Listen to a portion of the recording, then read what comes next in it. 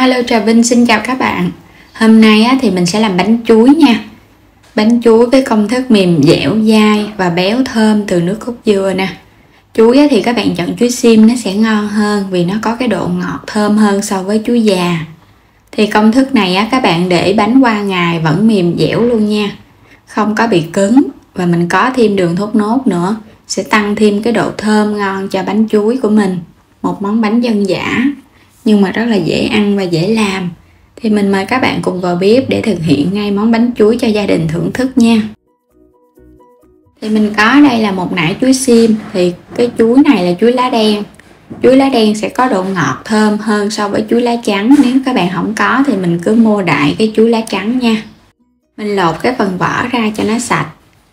Chuối mà các bạn vừa chín tới nó sẽ không có cái độ ngọt thơm bằng cái chuối mùi. Chuối càng mùi thì nó ngọt tự nhiên và khi mình làm lên nó thơm. Rồi mình lột sạch vỏ xong mà mình để qua một bên. Nếu như các bạn ăn nhiều hơn thì mình tăng lên. Ở đây thì mình chỉ làm khoảng 8 trái chuối thôi. Phần chuối mình đã lột xong rồi nè, 8 trái chuối. Mình dùng là 200g bột năng hay còn gọi là bột mì tinh nếu như các bạn mua lẻ ngoài chợ. Một cái viên đường thốt nốt. Nếu không dùng đường thốt nốt thì các bạn dùng đường cát cũng được nữa. Chút xíu muối cho bánh đậm đà hơn. Mình dùng 300ml nước cốt dừa đối với 200g bột. Đường này thì mình sẽ cắt nhỏ nhỏ ra để mình nấu cho nó nhanh tan thôi à. Cắt nhỏ nhỏ vậy thì nấu nhanh lắm. Xong rồi mình sẽ cho vô trong cái chảo này. Muối mình cho vô luôn. Nước cốt dừa các bạn sẽ cho vô nấu cùng với đường để cho đường nó tan ra. Mình cho vào thêm vài cọng lá dứa nữa nha, cho bánh của mình thơm hơn, còn không có thì khỏi cho cũng được. Nấu cho phần nước đường này nó sôi lên. Khi hỗn hợp nước đường sôi lên rồi nè, rất là thơm luôn á, nghe được cái mùi nước cốt dừa nữa. Thì đường nó tan hoàn toàn hết rồi thì các bạn tắt bếp rồi mình để ở đây. Bây giờ quay trở lại mình sẽ bóp cái phần chuối này. Chuối nó chín mùi cho nên là bóp nó cũng dễ lắm. Bóp cho nó nát ra như vậy nè. Thì khi mà mình trộn vô bột các bạn, phần bột nó được hòa quyện với chuối, các bạn ăn nó sẽ thơm hơn so với các bạn xắt chuối. Còn nếu không bóp vậy thì cho vô trong cái túi ni lông dùng cây dao đập nó cũng nhuyễn nữa. Phần chuối mình đã làm xong hết rồi nè. Rồi bây giờ mình để qua một bên. Quay trở lại cái chảo nước đường, vớt mấy cọng lá dứa bỏ đi. Rồi mình cho hết vô trong cái thau để bắt đầu trộn bột cho nó dễ. Cho hết 200g bột năng. Thì 200g này mình lường bằng 2 cái chén Mỗi một chén dung là 150g Nếu các bạn không có cân thì lường bằng chén ăn cơm cho nó dễ nha. Bây giờ thì mình sẽ khuấy bột lên. Khuấy cho phần bột của mình nó hòa tan. Bột năng thì tính chất của nó rất là dễ bị đóng ở dưới đáy thau cho nên là nó hơi nặng tay. Khuấy đều hết cái thau bột cho bột nó tan hẳn luôn nha. Rồi khi bột của mình nó tan rồi thì mình sẽ lấy chuối mình cho vô. Với cái công thức này thì mình dùng chuối vậy là vừa ăn Nếu như các bạn dùng chuối nhiều hơn thì tăng thêm bột và nước cốt dừa.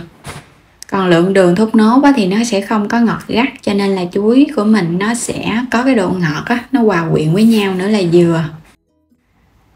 Thau bột mình đã khuấy cho nó đều xong rồi thì mình để yên nửa tiếng cho bột nó nở ra. Bột này thì mình đã để được nửa tiếng đồng hồ nè. Bây giờ các bạn sẽ khuấy đều trở lại nha, cho bột nó đừng có bị lắng ở dưới đáy thau Thì bột của mình nó sẽ có cái dạng sệt sệt chứ đừng có quá lõn. Nếu lõn quá thì cái bánh nó dễ bị mềm, ăn cũng không ngon. Mình lót ở dưới miếng lá chuối và mình dùng khuôn 22cm. Cho hết toàn bộ phần bột chuối vô. Thì khuôn này là ra cái bánh nó mỏng vừa chứ nó không có quá dày. Nếu như các bạn thích cái bánh dày hơn thì dùng cái khuôn nhỏ hơn chút xíu. Dàn cho cái mặt bánh nó phẳng ra. Rồi mình bắt một cái nồi nước sôi, cho cái khuôn bánh vô trong nồi hấp. Bánh này mình sẽ hấp 15 phút nha, tính từ lúc nước sôi. Sau 15 phút thì bánh nó đã chín rồi, vì cái khuôn bánh này mỏng Thì tùy theo cái độ lửa nữa, các bạn sẽ kiểm tra, mình dùng cây tăm mình xăm vô bánh thấy không còn dính bột ướt nữa là bánh nó chín. Đây là cái khuôn bánh mình đã để được khoảng 1 tiếng đồng hồ cho nó nguội hẳn nè.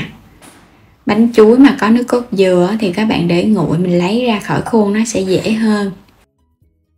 Đây cái khuôn bánh của mình rất là ngon luôn á. Nó có cái độ mỏng dừa và cái độ dai. Cùng với cái màu của đường thốt nốt nó cũng đẹp mắt nữa. Bây giờ thì mời các bạn mình sẽ cắt bánh để thưởng thức nha. Cắt vô á thì mình cảm nhận được cái độ dai của bánh. Và các bạn nhớ bọc cây dao á, để thôi nó bị dính lắm, mình cắt cái bánh nó sẽ không có được trơn. Wow, ngon quá nè. Nó có độ dai giống như là bánh da lợn vậy đó. Và nó hòa lẫn cái gân chuối á. Mình nhìn thấy nó cũng bắt mắt hơn nữa. Rồi bây giờ thì mình sẽ cắt ra những cái miếng nhỏ nhỏ vừa ăn nha. Bánh này đã có nước cốt dừa sẵn rồi cho nên mình không có thắng thêm nước cốt dừa. Nếu như các bạn nào thích béo hơn và thích ăn thêm nước cốt dừa thì mình thắng thêm. Rồi cái mình chan lên ăn.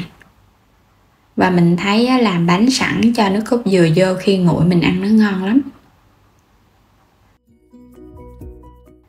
Đây phần bánh mình đã cắt ra nè, mình cho lên đây thêm một ít mè rang vàng nữa. Vậy là đã sẵn sàng cái món bánh chuối đường thốt nốt. Và với công thức này thì bánh rất là dai và có độ mềm nha, chứ không có bị dai cứng đâu. Nhìn chuối nó nổi lên rất là hấp dẫn luôn.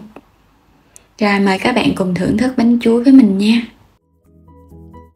Thơm lắm các bạn, thơm cái đường thốt nốt á. Và mình thấy độ ngọt dừa nha, không có bị quá ngọt nhiều đâu. Và rất là béo nước cốt dừa luôn. Cho đường thốt nốt thì thấy ăn ngon hơn và cái màu cũng đẹp hơn so với các bạn dùng đường cát. Phần chuối thì mình bóp ra nó cũng còn cái chuối á, ăn vô cảm nhận được cái độ chuối ăn cũng ngon hơn. Nếu như các bạn mà xay ra thì nó bị nhuyễn quá. Thì mình làm cái kiểu này nè, kiểu dân dã ngày xưa. Hồi đó mà làm bánh chuối là hay dùng tay bóp vậy nè, thì bánh nó mới ngon. Vì nó thấm được cái vị chuối ngọt hòa cùng với bột. Thì công thức này mình không có dùng bột gạo để cho cái bánh nó có độ dai mềm. Và với công thức này thì các bạn cũng có thể đem nướng bằng chảo cũng ngon nữa. Quét sơ một lớp dầu ăn. Xong rồi các bạn đổ bột vô. Rồi cái mình nướng lửa thiệt là nhỏ trong vòng 20 đến 30 phút cũng có được một món bánh chuối ngon để thưởng thức. Và đến đây thì mình chúc các bạn ngon miệng nha. Đừng quên đăng ký kênh ủng hộ mình và để nhận những video mỗi ngày xem kênh ủng hộ mình. Xin chào tạm biệt và hẹn gặp lại trong những video tiếp theo.